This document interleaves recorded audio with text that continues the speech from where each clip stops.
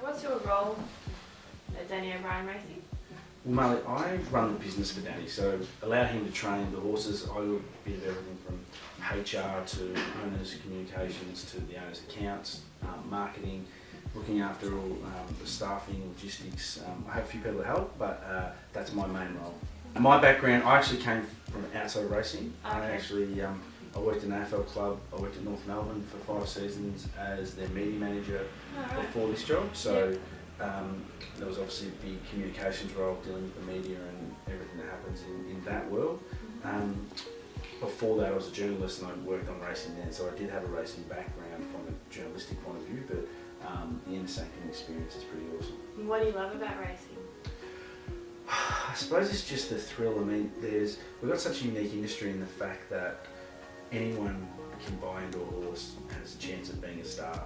And it's the thrill and the joy of bringing family and friends together, and that's one of the things we focus on strongly here, is making sure the journey for our owners is an enjoyable one. Like, not every horse is going to win in town. We hope that we can get a win with every horse we have. Now, that's not always going to be the case, but it's about enjoying the journey along the way, because one person doesn't just own a horse. They've probably got 10 to 15, 20 family and friends that are part of that journey with them, but feel like they quasi own the horse anyway. Yeah, and I think I first met you at Equitana last year when you came on the stand. And what was your first thoughts of StrideFree, or how did you connect that, or what kind of made you reach out? Look, as a stable, there's a fine line between having great performances and just below. We look for every edge that we can to try and make sure that we're giving our horses the best chance. So on that day in particular, we wanted to go and check out if there were any innovations that we weren't fully aware of, and it was great because I had a small understanding of what you guys were doing, and that was one of the stores we wanted to look at. But then being there and being able to run through the benefits of the saddles for our horses is something that sort of sparked our interest, and obviously since then we've forged a strong relationship with you, and it's clear to see the horses that are using it, it's beneficial and helps get that extra that we need to get out of them. Yeah, that's really good. And then in terms of the equine welfare space, which is a word that's being thrown around quite a lot lately, and more so in the future, I was really interested, or that sparked my interest when you and I started chatting. What's your thoughts there, or like what can we do to challenge the status quo and really push the boundaries? Well, look, I think people outside of racing actually don't really understand. Our horses get chiropractors, masseurs, everything. We do a lot of stuff to make sure. I mean, we've got finely tuned athletes out there that can't talk, so we need to do everything we can to make sure that their performance is optimal. And from that point of view, anything you can do that improves performance like that is what we'd be after. So by using a saddle that's cutting edge like it is, that puts pressure over different parts and leads to not having injuries, anything you can do to make sure to minimise the opportunity of something arising is important.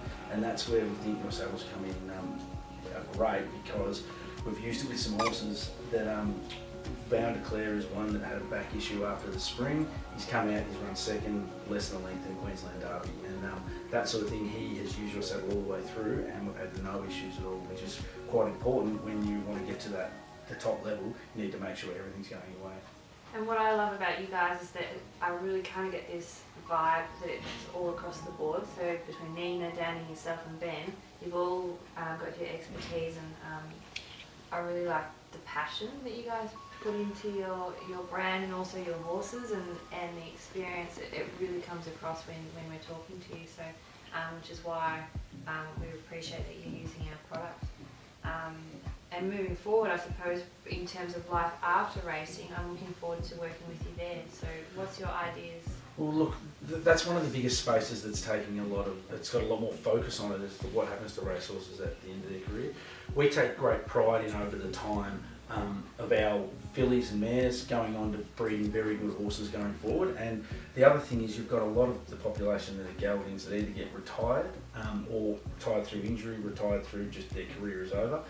We've always tried to make sure we place our horses at a place where they're going to have a quality of life. So whether that's in the eventing field or the pleasure field, that's something that we've sort of done through our own networks. But with our partnership with you guys, we're hoping that we're able to tap into your big database and be able to supply an opportunity for these horses that could either go on to another career or at least provide a pleasure and a possibility for people in the future, because thoroughbreds are amazing animals, and it's one thing to, we all love what they do on the track, but it's not just about that, it's about making sure it's a quality of life throughout its existence. Have you got any examples of horses that you've placed into the performance world or given you home? Yeah, one of our, and look, we love using our social media to promote these things when they come up, but Geelong Cup winner Caravan Rolls On, he has gone into the equestrian world and is actually at quite a high level at the moment. I know he won the Geelong Cup for us, and then he won his first time out, he won the Geelong Show top prize, so that was pretty exciting, and he's around the traps doing that sort of stuff. We've got another horse called General James who retired with a tendon injury. He went up to a property in Macedon, the lady looked after him, got him over his injury. She's now, her 3 kids are now eventing on him as they're teenagers. They've grown up with him over the last few years. So those sort of examples are really strong, and what we want to see is our horses having that journey after their racing career's finished. Mm-hmm.